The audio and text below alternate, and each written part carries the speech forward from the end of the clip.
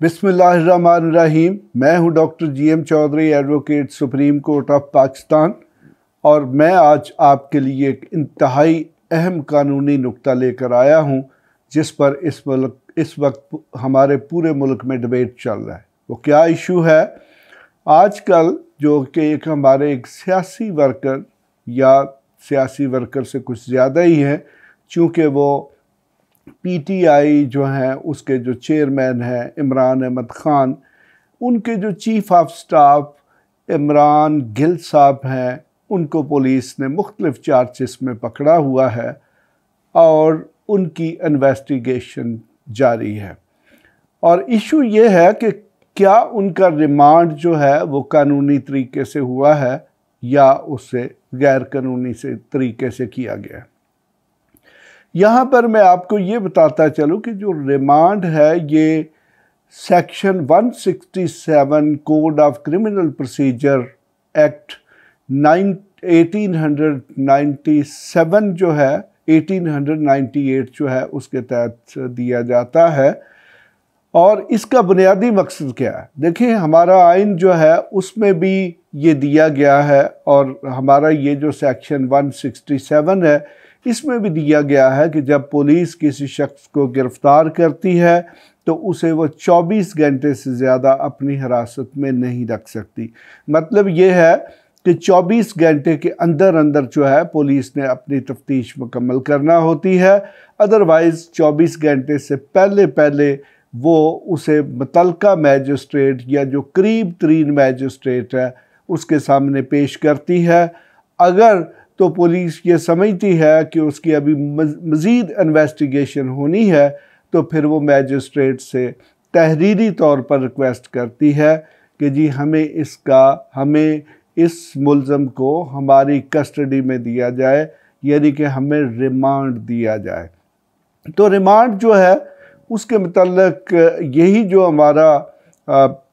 ये जो code of criminal procedure है इसमें जो मैक्सिमम मुद्दत दी गई है वो 15 दिन की दी गई है। और मेरे ख़्याल में किसी भी बड़ी से बड़ी इन्वेस्टिगेशन जो है उसको मुकम्मल करने के लिए 15 दिन का रिमांड जो है यानी कि पुलिस कस्टडी काफ़ी होती है। लेकिन आम तौर पर हमारे जो जजेस हैं और जो सेक्शन 167 है वो ये बताता है कि ये जो रिमांड है ये मैजिस्ट्रेट ही देगा, और ख़ास तौर पर फर्स्ट क्लास का मैजिस्ट्रेट, सेकंड क्लास और थर्ड क्लास का मैजिस्ट्रेट जो है वो रिमांड नहीं दे सकता। लेकिन अगर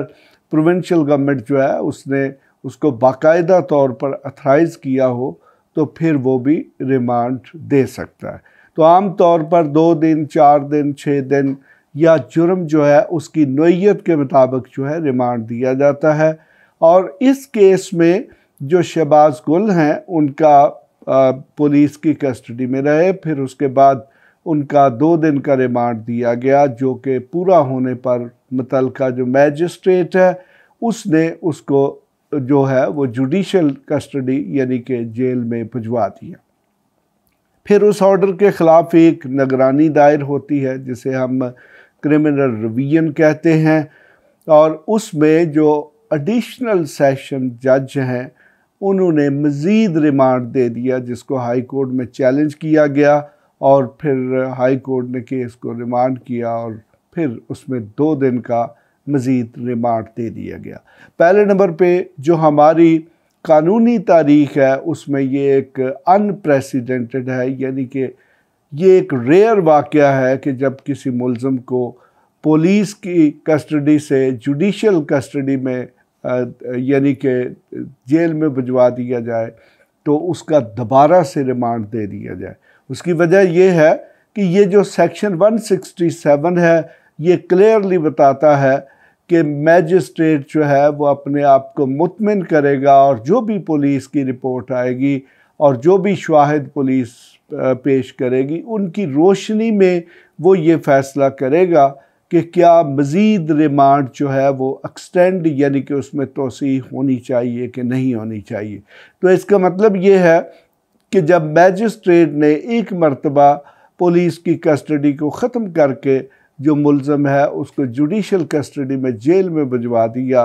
तो वहाँ पर कोई ऐसी ग्राउंड्स मौजूद नहीं थी जिसकी बेसिस पर मज़ीद रिमांड दिया जा सकता। बहरहाल हमारे मुल्क में ख़ास तौर पे ये जो सबॉर्डिनेट जुडिशरी है उसकी जो भी क्रेडिबिलिटी है वो इंटरनेशनल रेटिंग्स में भी मौजूद है और हम भी अदालतों में हर रोज़ देखते हैं। तो मेरे ख़्याल में चूँकि ये केस अब हमारी जो सुपीरियर जुडिशरी है उसके लिए एक टेस्ट बन गया है और इस पर बाकायदा तौर पर एक जुडिशल कमीशन बनना चाहिए जो ये देखे कि क्या जो एडिशनल सेशन जज हैं उन्होंने जो पावर्स हैं वो प्रॉपरली एक्सरसाइज की, क्या उन पर किसी किस्म का कोई इन्फ्लुएंस या दबाव था या किस तरीके से उन्होंने ये मुनासिब समझा कि एक बंदे को जेल से वापस बुलवा कर उसका जो रिमांड है उसमें एक्सटेंशन की जाए। बहरहाल सेकंड जो रिमांड है वो सेक्शन जो हमारे पास 344 है, जब कोई शख्स जुडिशल कस्टडी में होता है तो फिर कोर्ट के पास ये इख्तियार मौजूद है। उसमें हमारे पास मैजिस्ट्रेट फर्स्ट क्लास की कोर्ट भी शामिल है, उसमें सेशन जज की कोर्ट भी शामिल है और उसमें हाई कोर्ट्स भी शामिल है। वो अगर मुनासिब समझे तो किसी मुल्ज़म को जो है जुडिशल कस्टडी से वापस बुलाकर वो पुलिस कस्टडी में दे सकते हैं ताकि उसकी मज़ीद जो है अगर इन्वेस्टिगेशन की ज़रूरत हो तो पुलिस उसको इन्वेस्टिगेट करे। लेकिन उसके रूल्स और ज़वाबत बहुत सख्त हैं और ये पावर भी इंतहाई रेयरली इस्तेमाल की जाती है। जबकि इस वक्त ये जो शहबाज गिल हैं इनका रिमांड जो है वो 354 जो है उसके तहत 344 जो है उसके तहत नहीं हुआ। बहरहाल ये बहुत सारे कानूनी सवाल हैं जिनको देखना है और ख़ास तौर पर जिस तरीके से पुलिस की इन्वेस्टिगेशन में उस पर तशद्दुद किया गया, उस पर जिस्मानी तशद्दुद किया गया, उस पर ज़हनी तशद्दुद किया गया और ख़ास तौर पर जब ये इल्ज़ाम लगाया जाता है पुलिस या दूसरे इन्वेस्टिगेट करने वाले लोगों पर कि उन्होंने उस पर जिनसी तशद्दुद किया है, तो इस पर एक बाकायदा इंक्वायरी होनी चाहिए और जुडिशल इंक्वायरी होनी चाहिए, क्योंकि ये अब हमारी जो सुपीरियर कोर्ट्स यानी कि हाई कोर्ट और सुप्रीम कोर्ट के लिए एक टेस्ट केस है कि क्या वो पाकिस्तानी जो हैं उनके फंडामेंटल राइट्स की बात करते हैं या नहीं। ख़ास तौर पर इस्लामाबाद हाई कोर्ट जो हैं उसके जो चीफ जस्टिस हैं उनकी तो फंडामेंटल राइट्स के हवाले से बहुत ज़्यादा रेपुटेशन है। ख़ास तौर पे जब उन्होंने ये जो कवन हाथी था, एलिफेंट था, उसका एक नोटिस लिया और उसको फिर बाकायदा तौर पर पाकिस्तान से जो है दूसरे मुल्क में उसकी जो सेंचुरी थी उसमें पहुंचा दिया गया। तो अब यहाँ पे जनाब किसी हाथी के, किसी कुत्ते, किसी बिल्ली या किसी और जानवर के राइट्स का मसला नहीं है, ये एक इंसान और वो भी एक सियासी जमात के एक प्रोमिनेंट शख्स के फंडामेंटल राइट्स का मसला है। तो अब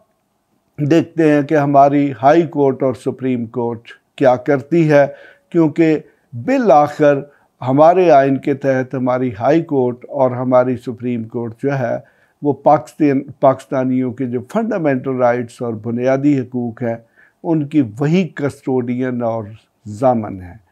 और ख़ास तौर पे इस्लामाबाद एक बहुत छोटी सी टेरिटरी है, 906 किलोमीटर का इलाका है। अगर